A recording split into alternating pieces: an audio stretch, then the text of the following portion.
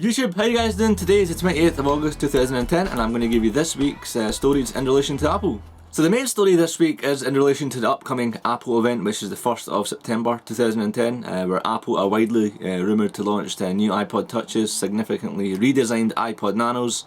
As of last night, Apple Insider claimed that the iPod Nano will sort of be getting merged with the iPod Shuffle and that both of them will be combined into the one product. I think it kind of makes sense. MP3 players are kind of coming to their end, like shall we say. And if they can merge the lines, it would just save Apple a lot of money, I think. Less on inventory, stock and stuff. It will just be the one design. It will have a small screen on it, and if you can see from your left hand side, it does look pretty neat. Although it better have buttons. There's rumours as well that the iPod Nano will be losing the physical click round button. And if that is the case, I will be disappointed. When Apple launched the iPod Shuffle, the third generations, I initially thought it was a good idea, but I know many people who bought them and they don't even use them anymore. Recently, I was speaking to Doug from MacCore TV, and he bought one, but he hates it simply because of the fact it doesn't have physical buttons. So all in all, if this iPod Nano is going to be a merger between the Shuffle and the current Nano, it's greatly welcomed, but it must have physical buttons, is what I'm trying to say. I don't know what you guys' opinions are. Do you own a current third generation iPod Shuffle? What are your thoughts? In regards to the iPod Touch, I mean, I've said this before, it's quite likely it's going to get a camera on the back and the front. FaceTime, Apple did say they want to roll out 10 million iOS devices, and I think this is kind of in line with that. iPod Touch hasn't really undergone a significant redesign for the past a year or two since when it's launched. But then again, it doesn't really require a redesign in my opinion. It's already thin as it is. But Apple are going with this whole Gorilla Glass similar to the iPhone 4, so it's possible that they're going to implement something very similar. And here's the interesting thing: Apple insiders claiming that it's going to have 3G access, which is kind of insane. It's going to be touching very, very closely to the iPhone 4. I mean, why not just go for the iPhone 4? So the pricing needs to be very reasonable of these upcoming iPod Touches, because if they're too close to the iPhone 4, you might as well just go and get an iPhone 4 or an iPhone 3GS. I mean, what do you think? Do you own a current iPod Touch? Are you waiting for an iPod Touch to be refreshed? What are you hoping for? It's safe to also say that the iPod Touches will have Apple's in-house CPUs, which is the A4 processors. They've done that with the iPhones. They have done that with the iPad, and it's safe to say they're moving all the hardware and software in-house to offer a better experience. So what are your general thoughts on the iPod Touch, the fourth generation, I believe? What do you want to see? Do you want to see a bigger capacity, the price to come down? And if you have an iPhone 4 and you're waiting for an iPod Touch, are you in that situation? Because I have an iPhone 4 and I'm not waiting for the iPod Touch. I could care less what's going on with the iPod Touch. But I think, me with the iPhone 4 and the iPod, that's enough, more than enough. But I think having an iPod Touch on the side is an overkill. But what are your thoughts on it? And this last bit of story in relation to the upcoming Apple event on the 1st is that Apple Insider claimed that Apple is going to devote a lot of time to the upcoming iLife suite, which has kind of been neglected for the past 18 months, or I say neglected, hasn't been updated since 18 months. So it's going to be very interesting if Apple do that, and I am eagerly awaiting for the next iLife. I want to see improvements in iPhoto. I want to see improvements in iMovie. It can do with a lot more effects. iWeb needs a complete overhaul in my opinion when it comes to e-commerce. They could, especially now Apple is focusing on SMEs, small businesses. I read a report a few weeks ago that Apple are, in their retail stores, they are, really looking for those business customers. So if Apple can implement, a more friendly experience when it comes to business in iWeb, that would be greatly welcomed. But what are your general thoughts on iLife? What are you looking for? Do you like it? But yeah, I think it can do with a little bit of bumps with effects and a bit more stabilisation.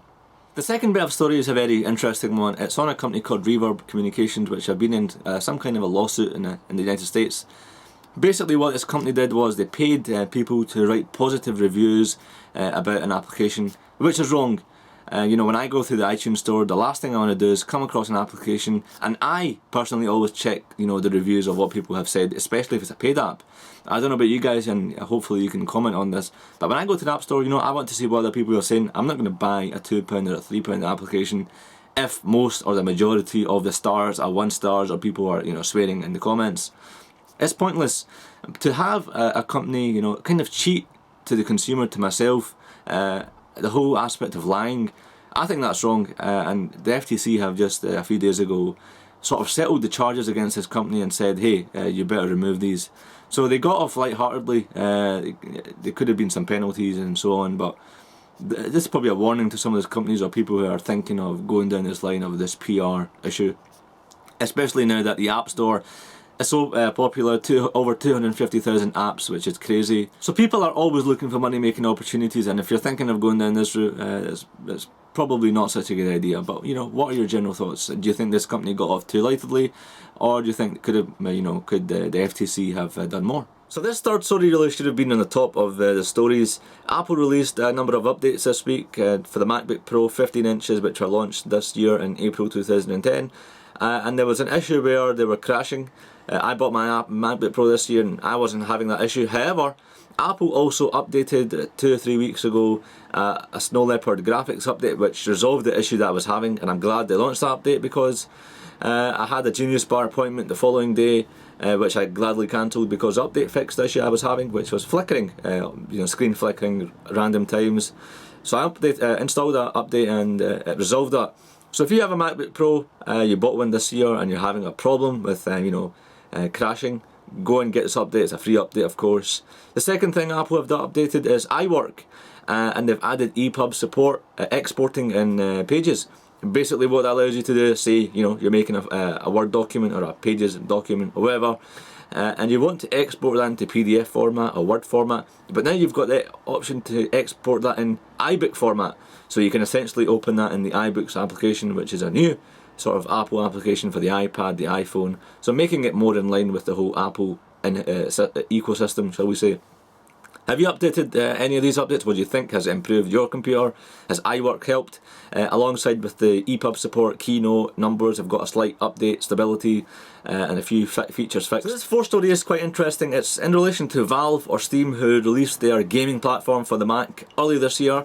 They've pretty much released statistics for Mac users as to what system they use, what RAM they use, and from your left hand side you can see most of the people using Steam on Mac have MacBook Pros. Second in line is iMacs, and over 50% of us have 4 gigabytes of RAM.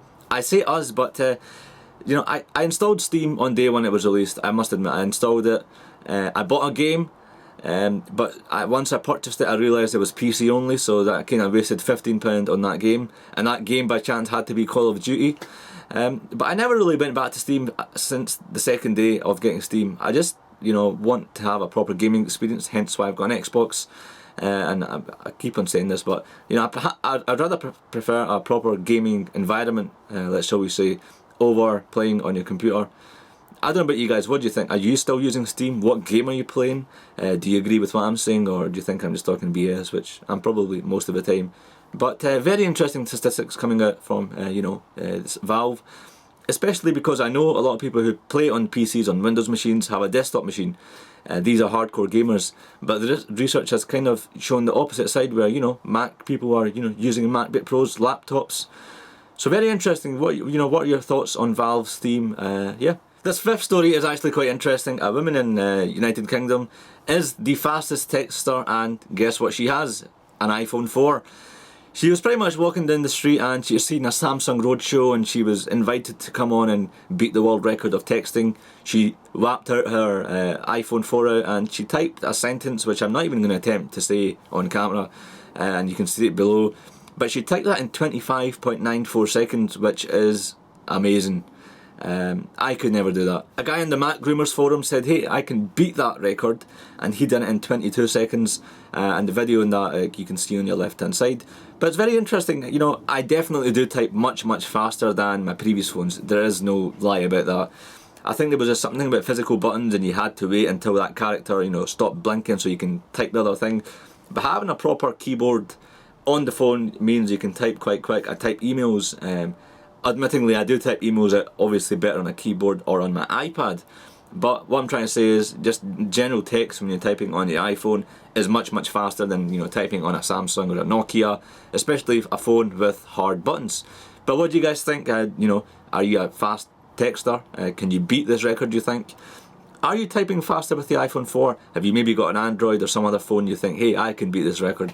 If so, leave your timeage below, although, you know, it'd be better if you leave a video response, otherwise most of the people are going to think you are absolutely talking BS. So this last story is quite unfortunate. In 2 weeks, 2 Apple stores have got robbed. The most recent one is quite strange, however, because this store is located inside a shopping mall. So you expect security, you expect, you know, round-the-clock surveillance, you know, doors to be secured. But 2 guys off the street, you know, wearing jeans, happened to walk in 4:20 in the morning, get a brick, smash the glass, walk in, you know, take away 12 iPhone display models and walk back out. And it's quite unfortunate this happened. But I made a video on, you know, a particular Apple store that got robbed a few months ago, and I done a commentary on it, which was quite good. And I'll leave that on the left-hand side. But it's strange. Well, I say it's strange. You kind of expect these things to happen because the exterior of the Apple stores are glass. Most of you know. In comparison to other stores either have no glass or are very small. The majority have, you know, some sort of glass to get natural light in. But with the Apple stores, I mean, some of them are just pure glass, which is kind of insane, especially the one in Shanghai and the one in New York. Even the Covent Garden one is pretty much, you know, all glass all round, so it's not that hard to get in. You're not having to pick, you know, lock and pick doors, or you're not having to do Mission Impossible kind of techniques to get in. It's quite simple. Get a brick and smash it. Obviously, I'm not encouraging that one, but guys, that is about, you know, all the stories I have for this week. There were some that I missed out, but these are the ones I thought were quite entertaining or good to cover, the main ones, I think. And I guess I'll have another Apple Weekly come this week for sure because of the Apple event, which is on the 1st. And I'll be making a video when, you know, Apple launch new stuff and update you guys. But guys, again, appreciate you watching, you know, sitting through this video. Thanks for watching. Remember, you can join me on iglasswegian.com, twitter.com/i6glasswegian. I check every single comment that I get, even although I probably don't reply to them because they're kind of duplicates. But I do generally respond to every single email that I get, and you know, if you've got a unique question or a comment, I will get back to you. But yeah, thanks for tuning in. Also, my Facebook fan page, facebook.com/iglasswegian. And I'll see you in the next few days. Or I won't see you, but you will see me in a video in the next few days. Cheers!